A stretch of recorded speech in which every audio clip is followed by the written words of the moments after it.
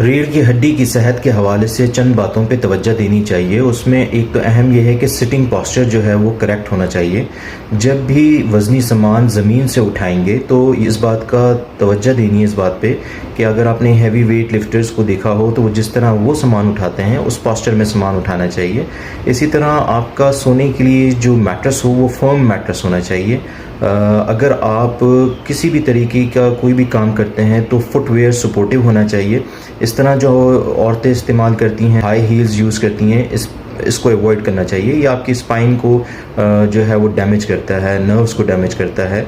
इसी तरह सेहतमंद ग़िज़ाओं पे तवज्जो देनी चाहिए। सेहतमंद ग़िज़ाओं का मकसद है कि विटामिन डी वाली प्रोटीन जिसमें दूध और इंजीर इस तरह की जो ग़िज़ाएँ हैं वो अहम है। सिगरेट स्मोकिंग से बचना चाहिए और स्ट्रेचिंग एक्सरसाइज, योगा एक्सरसाइज पे तवज्जो देनी चाहिए।